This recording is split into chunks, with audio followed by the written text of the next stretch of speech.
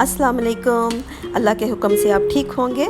आज मैं puff potatoes बनाऊंगी और इसके लिए मैंने पूरा चिकन का चेस्ट का पूरा मैंने पीस ले लिया है साफ़ करके, और मैं अब इसको 1.5 kg पानी में इसको मैं चिकन को बॉईल कर लूँगी।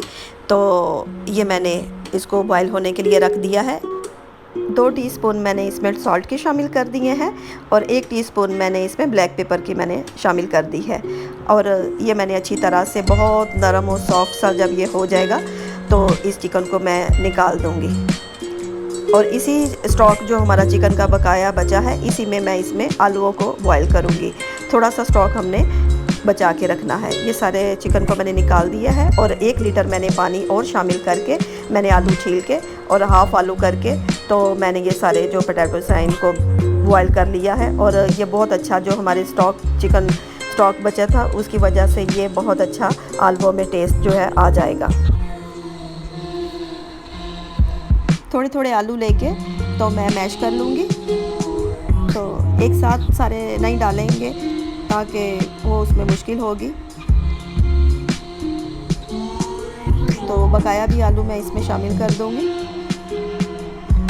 मुझे पता नहीं था कि आगे मुझे बहुत ज़ोर लगाना है, तो मैं पूरा एक पराठा खा के तो फिर मैं इस रेसिपी को तैयार करती। चलें कोई बात नहीं। तो ये आलू हमारे तकरीबन अच्छी तरह से मैश हो गए हैं। ये फर्स्ट मरहला हमारा तैयार हो गया। अब हम सेकंड मरहले की तरफ चलते हैं। तो उसके लिए सबसे पहले मैं आपको ये बता दूं कि आप इसको हाफ़ कप मैदा लेके और 2 कप अंडे और 1 कप जो है बॉयल आलू और थोड़ा सा चिकन लेके पहले आप इसके थोड़ी क्वांटिटी में लेके चीज़ को आप बना सकते हैं, ताकि अंदाज़ा हो जाए कि फ़र्स्ट टाइम जो चीज़ है वो कैसे बनेगी। मुझे थोड़ी सी ज़्यादा क्वांटिटी में चीज़ लेके बनाने की मुझे जो है ना वो आदत है, तो आप थोड़ी भी लेके बना सकते हैं। तो और इसके लिए मैं क्या किया है कि 1.5 कप मैंने आलू जो है वो यखनी में बॉईल कर लिए थे, और ये चिकन जो था पूरा एक चेस्ट का पीस था और उसको मैंने अच्छी तरह से काली मिर्च और नमक डाल के बॉईल कर लिया और उसके बारीक बारीक से रेशे कर लिए। तो इस नमक और काली मिर्च वगैरह डालने की वजह से इसका टेस्ट बहुत अच्छा हो गया है, और इसको हम आलू वाले जो मटेरियल है उसमें शामिल कर देंगे। और उसके बाद 4 अदद मैंने अंडे लिए हैं और मैदा है 1 कप मैदा और ऊपर 4 टेबलस्पून मैंने और लिए हैं, यानी कि ये 1.5 कप मैदे से थोड़ा कम है। 1 कप मैदा और 4 टेबलस्पून और है। और अगर हमें ज़रूरत पड़ी यानी कि हमारा मिक्सचर जो है वो पतला हुआ तो हम तकरीबन 3 टेबलस्पून और मैदा शामिल कर देंगे। 2 टीस्पून जो है वो काली मिर्च है, ब्लैक पेपर, और 2 टीस्पून मैंने सॉल्ट के लिए हैं। इसमें दूसरे कोई और मसाले मैं शामिल नहीं करूँगी, क्योंकि यही इस डिश में यही 2 चीज़ें डलेंगी। आगे धनिया है, कोरिएंडर जो है वो आप अपनी पसंद है आपकी, आप डाल सकते हैं तो ज़रूर। मुझे अच्छा लगता है सब कुछ हरा भरा। 4 अदद अंडों को मैं अच्छी तरह से फेंट लूँगी। ये हमारे अंडे अच्छी तरह से हो गए हैं और इसको हम साइड पे रख लेंगे। अब मैंने 2 कप मैंने पानी ले लिया और एक मैं पैन ले लूँगी और उसके अंदर 2 कप पानी जो है वो मैं शामिल कर दूँगी। चूल्हा हमने ऑन कर दिया है। 2 कप पानी को अब हम गर्म होने देंगे और इसमें मक्खन भी शामिल करेंगे। ये चिकन जो है बॉयल हुआ, यह मैंने बॉयल आलूओं में मैंने इसको शामिल कर दिया है। तो ये जो पानी हमने बॉयल होना रखा है गर्म होना, तो उसके अंदर मैंने 4 टेबलस्पून मैंने मक्खन के शामिल कर दिए। पानी हमारा गर्म हो गया है और हम इसको नीचे उतार के तो इसको थोड़ा सा नॉर्मल होने देंगे। बहुत गर्म पानी में मैदा शामिल नहीं करना। थोड़ा सा मैंने शामिल किया था तो वो एकदम मेरे से थोड़ी मिस्टेक हो गई, तो ये थोड़ा मैंने उसको नॉर्मल कर लिया था। जब मैंने पानी को बकाया मैंने मैदा जो था वो फिर मैंने दोबारा से इसमें शामिल किया है।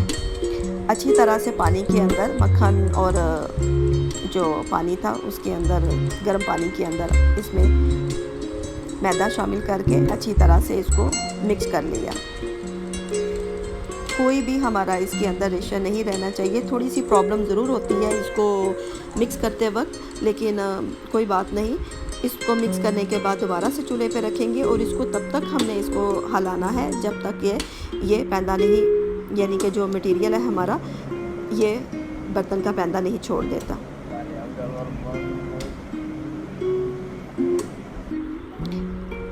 ले जी, ये काफ़ी अच्छी तरह से मिक्स हो गया है। अब ये पता चल रहा है आपको कि ये बिल्कुल सारा यकजान हो गया है। तो नीचे उतार के इसमें अंडे शामिल कर दूंगी फेंटे हुए।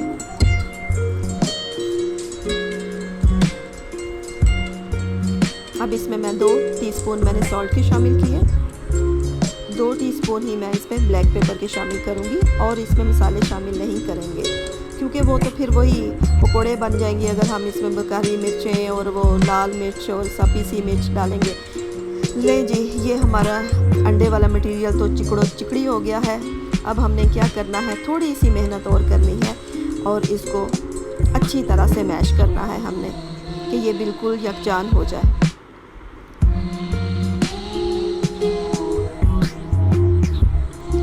ये अच्छी तरह से मिक्स हो गया। ये सारी मिक्सचर को मैं अब बॉयल चिकन और आलू जो है हमारे पोटैटोज उसमें शामिल कर दूँगी।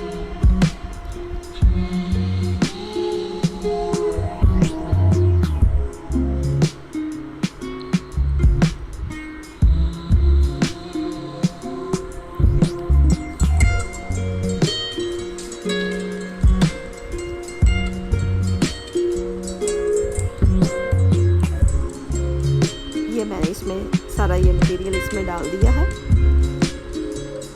धनिया भी मैंने इसमें डाल दिया है।